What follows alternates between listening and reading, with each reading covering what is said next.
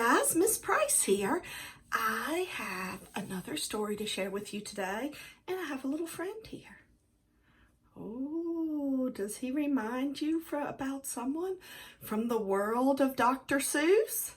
Because he is a star-belly Sneetch.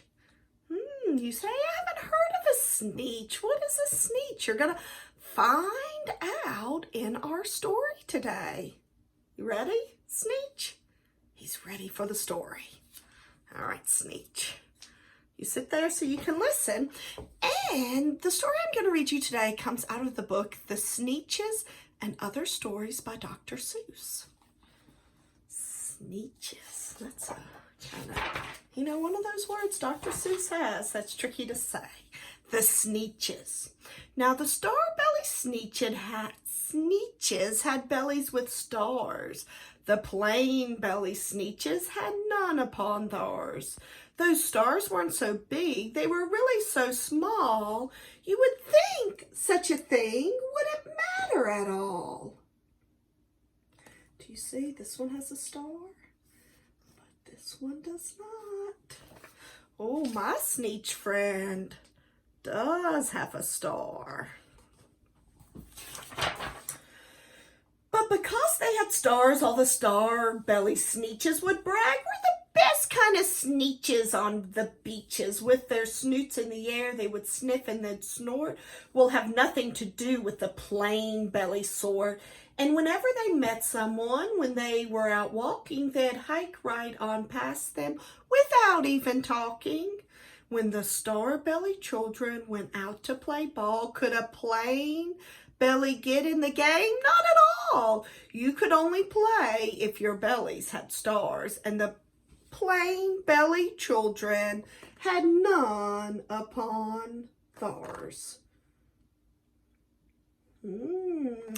Doesn't sound like they're treating each other fairly. When the star-belly Sneetches had Frankfurter roast or picnics or parties or marshmallow toast, they never invited the plain-belly Sneetches. They left them out cold in the dark of the beaches. They kept them away, never let them come near. And that's how they treated them year after year. Then one day, it seems, while the plain-belly Sneetches were moping and doping alone on the beaches, just sitting there wishing their bellies had stars, a stranger zipped up in the strangest of cars. "My friends," he announced, in a voice clear and keen, "my name is Sylvester McMonkey McBean, and I've heard of your troubles. I've heard you're unhappy, but I can fix that. I'm the fixer-up chappie. I've come here to help you. I have what you need, and my prices are low, and I work at great speed, and my work is 100% guaranteed." Oh, wonder what he's going to do. Then quickly Sylvester McMonkey McBean put together a very peculiar machine, and he said, "You want stars like a star-belly Sneetch, my friends? You have them for $3 each. Just pay me your money and hop right aboard." So they clambered inside. Then the big machine roared, and it clunked, and it bonked, and it jerked, and it burked, and it popped up them about. But the thing really worked. The plain-belly Sneetches popped out. They had stars. They actually had stars upon theirs.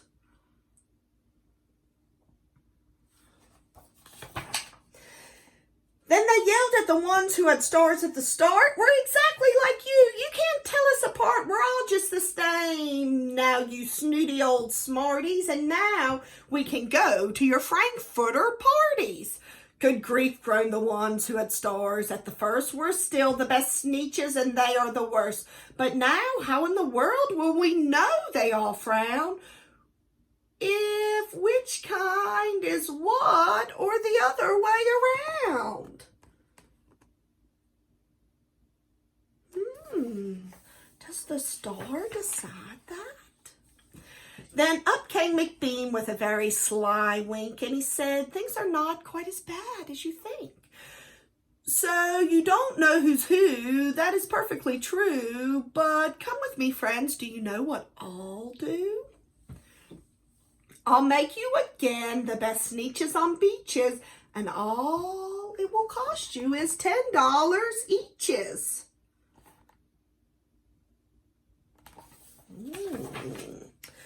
The belly stars are no longer in style, said McBean. What you need is a trip through my star off machine.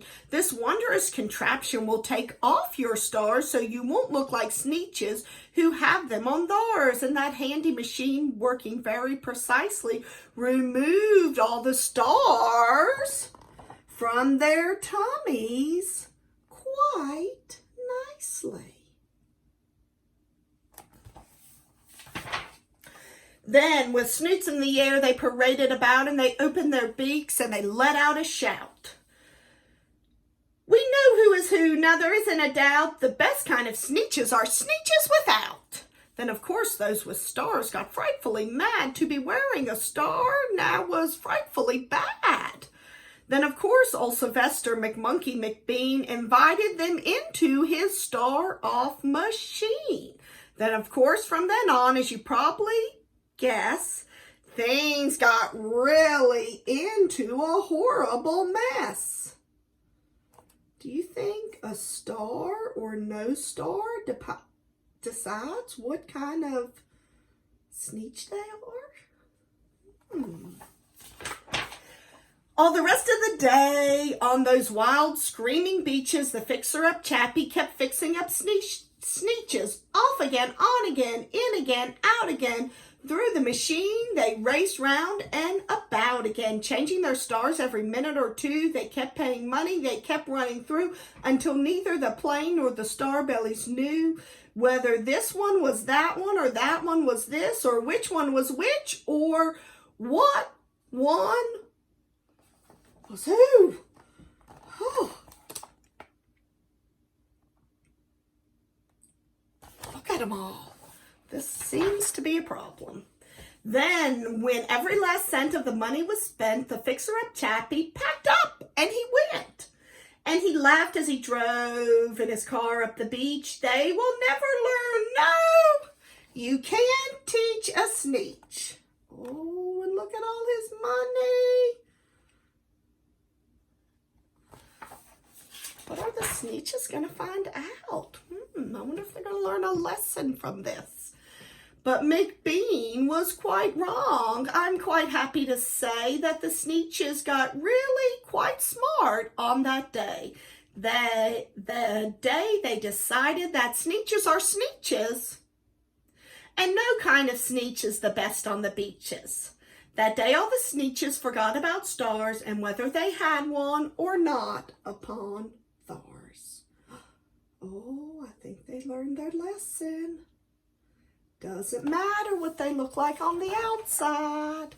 The end of the Sneetches. So, Sneetch, did you learn your lesson too?